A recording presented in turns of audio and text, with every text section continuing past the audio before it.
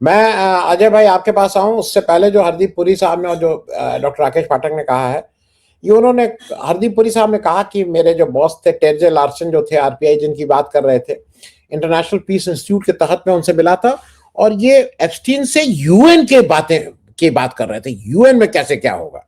और मुझे लगता है सर कुछ दिन बाद दो पेज का मेल है डियर जेफरी हरदीप पुरी का, उसमें पूरा डिजिटल इंडिया के बारे में बात है जी, बारे में है। और अभी अजय जी मुझे एक चीज ये भी डर लगने लगा है, कल तक ये ना बताएं कि मैं उनसे बात कर रहा था कि जैसे मोदी जी ने योगा दिवस किया है तो सारी बहनों को सारी महिलाओं से राखी बंधवाने के लिए रक्षाबंधन का त्योहार कैसे इंटरनेशनल हो, ये मैं एप्स्टीन से बात कर रहा था।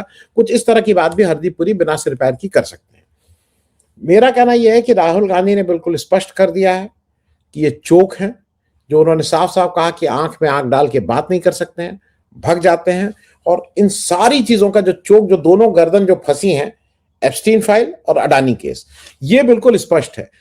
आप बाकी चीजों पे भी अजय भाई बोलिएगा, लेकिन एप्स्टीन फाइल और अडानी केस की कीमत केवल मोदी जी और बीजेपी नहीं दे रही है, ये देश उसकी कीमत चुका रहा है। इसलिए हमें और आपको तकलीफ है। बाकी जाके हरजीत पुरी उनसे राखी बंधवाते हैं कि उनसे क्या करते हैं, उससे अपने को क्या लेना देना है। मुख्य बात यह है कि आज ये देश उस प्राइस को पे कर रहा है, इसीलिए वी आर कंसर्न। अजय भाई। सभी को नमस्कार। सबसे जो अहम बात है, और उसे अंशु ने कहा भी, कि राहुल गांधी ने एक बात कही कि भारत माता को बेच दिया है। भारत माता कोई छोटा सा शब्द नहीं है। भारत माता कितना बड़ा शब्द है, इस बात को पंडित जवाहरलाल नेहरू ने पहली बार कांग्रेस पार्टी के राष्ट्रीय अध्यक्ष बनने के बाद में जब वो निकले तो गुरदासपुर के एक गांव में, जहां उन्होंने भारत माता कौन है डिफाइन किया था, वहीं से समझ में आता है कि भारत माता को बेच दिया। भारत माता सिर्फ एक सामान्य से ये भूमि का टुकड़ा नहीं है। भारत माता एक सिर्फ जो है पेड़ पौधे पहाड़ नहीं है, किसान नहीं है, सबको मिला के बनता है।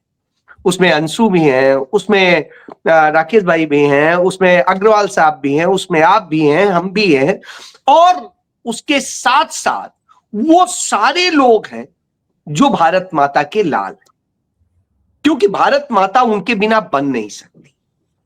नरेंद्र मोदी ने उस भारत माता को बेचा है, और वह सौदा स्वाभाविक सी बात है। राहुल गांधी ने जहां से बात शुरू की मार्शल आर्ट का जिक्र करते हुए, जिसके कि वो खुद मास्टर हैं, ब्लैक बेल्ट हैं, तो वो करते हुए जो उन्होंने बताया कैसे गर्दन को पकड़ना है, तो वो गर्दन पकड़ी हुई है। लेकिन मैं आपकी इस बात से सहमत नहीं हूं कि हरदीप पुरी वहां क्या करके आए, इससे हमारा कंसर्न नहीं है, क्योंकि आज वो भारत के एक मंत्री हैं। ये भारत के गणराज्य पर दाग लगता है कि भारत में ऐसा व्यक्ति मंत्री है जो कुकर्मी है, और कुकर्म के बाद भी वह शख्स अपनी उस संवैधानिक पद पर बना हुआ है, जिसने उस संविधान की शपथ ली है कि उसका अंतर मन से पालन करेगा। तो स्वाभाविक सी बात है तकलीफ। वो एक सामान्य से व्यक्ति होते हैं, उनके 50 तो रिश्ते होते हैं, हमें कोई लेना देना नहीं, लेकिन वो भारत सरकार के मंत्री हैं, और भारत सरकार मतलब हमारी सरकार, उससे हम सब कंसर्न हैं, तो हम उससे उच्च नैतिकता की उम्मीद करते हैं। अब आता है कि आखिर जो राहुल गांधी ने बताया वो क्या बताया। सबसे बड़ी बात बताई कि इस देश के युवाओं का भविष्य कितने खतरे में डाल दिया है नरेंद्र मोदी। आने वाले वक्त में इस भारत के युवा किस पोजीशन में चले जाएंगे, वो आईटी इंडस्ट्री कैसे बर्बाद हो जाएगी, जिसने इस देश के युवाओं को 70% रोजगार दिया है, और जो इतना बड़ा रोजगार देने वाली, सबसे ज्यादा रोजगार देने वाली इंडस्ट्री है हमारे देश की, उसे बर्बादी की तरफ डाल दिया है। नरेंद्र मोदी ने खतरे में डाल दिया है कि जैसे एप्स्टीन के उस जो द्वीप पर, आइलैंड पे जा करके वो बिचारी लड़कियां, वो तो चलिए ले जाई जाती थी, ट्रैप की जाती थी, लेकिन यहां तो मजबूर कर दिया जाएगा कि ऐसे द्वीप पर आप जाओ और कुछ करो यदि आपको आमदनी करनी है और कुछ करना है। तो उस तरह मजबूर करने की दिशा में डाल दिया है। उन्होंने तो पूरे देश को वही बनाने की दिशा में काम किया है।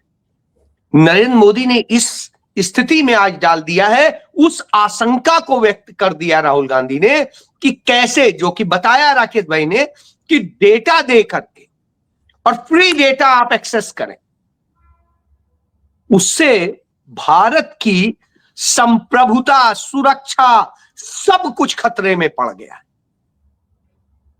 हमारे देश में क्या हो रहा है, कैसे हो रहा है, क्या ऑपरेशंस चल रहे हैं, कैसे, सब चीज अमेरिका के पास खुली किताब होगी।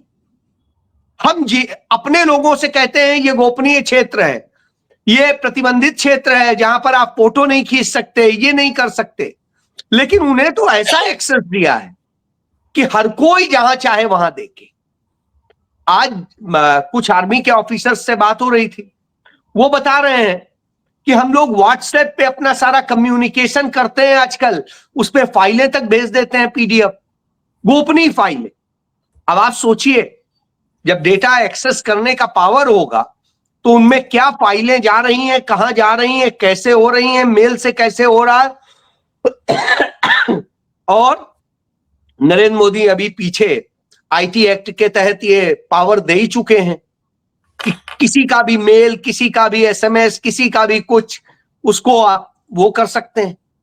तो यानी सारा डेटा अब अमेरिका के हाथ में होगा और अमेरिका जानेगा कि क्या करना है, किसको कैसे डील करना है। और उस स्थिति में भारत वैसी गुलामी में फंसेगा जैसी उस समय भी नहीं थी अंग्रेजी हुकूमत में, क्योंकि कम से कम वो आपके घर के अंदर नहीं घुसते थे। यहां तो आपके घर के अंदर नहीं, आपके बेडरूम के अंदर भी घुसे हो। मैं एक आईटी एक्सपर्ट से बात कर रहा था, अमेरिका में है, कैलिफोर्निया में।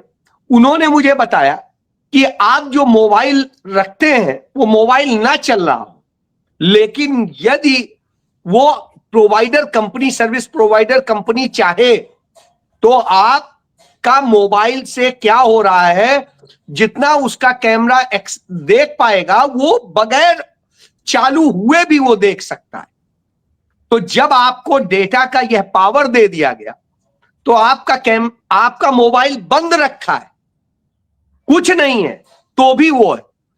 तो मैं बताऊं कि एक बहुत अच्छे जो साइबर पे काम करते हैं, मैंने उनको देखा कि वो उस पर एक टेप लगाए हुए थे जो कैमरा है।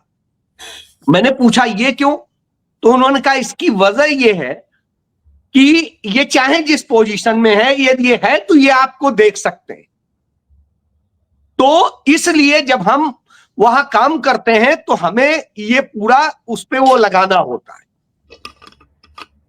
अब आप सोचिए, जब ये सारी चीजें जिन्हें हम बचाने के लिए परेशान होते हैं, आज जब यह स्थिति होगी और हम लोग घर में डिजिटल इंडिया के चक्कर में जितना बढ़े हैं कि हमारा एसी भी रिमोट से चले, हमारा गीजर भी रिमोट से चले, हमारा टीवी भी रिमोट से चले, तो साहब आप समझ लीजिए आप पूरी तरह निगरानी में हैं। और नरेंद्र मोदी सरकार तो आपके यहाँ घुसने के लिए हर समय व्याकुल है। वो आपने देख ही लिया है कि किस तरह से कि ये ऐप जो है लगातार मैसेज आपको भी आ रहे होंगे कि इसको तत्काल डाउनलोड कीजिए। तो इस तरह से करके नरेंद्र मोदी ने असल में यह देश सौंप दिया है डोनाल्ड ट्रंप के हवाले। और डोनाल्ड ट्रंप जैसे दूसरे देशों में धमकी दे करके कि हाँ साहब, वहां की राष्ट्रपति या प्राइम मिनिस्टर जो भी थी, उनकी बात मुझे अच्छी नहीं लगी, इसलिए उन पर टैरिफ और बढ़ा दिया। तो साहब उसी अंदाज में नरेंद्र मोदी को अभी ये अच्छा लग रहा है, डोनाल्ड ट्रंप को ये अच्छा लग रहा है सौदा, लेकिन कुछ दिनों बाद में पता नहीं क्या और हो जाए, और डिमांड हो जाए। और डिमांड पर डिमांड पूरी करते करते ये देश को पूरी तरीके से बेच देंगे, और बेचने का क्रम शुरू हो चुका है जी। और जैसा कि राहुल गांधी ने कहा था कि हम एक मृत समाज बनते जा रहे हैं, जब उन्नाव की उस रेप पीड़िता लड़की की घटना हुई थी, उसमें आर्डर आया था। स्वाभाविक सी बात है, यदि अभी भी हमारे देश की जनता नहीं जागी तो सचमुच वह स्थिति होगी कि हम गुलामी शब्द सिर्फ शब्द से नहीं होगा, किस स्थिति में होंगे इसकी कल्पना नहीं कर सकते। जी।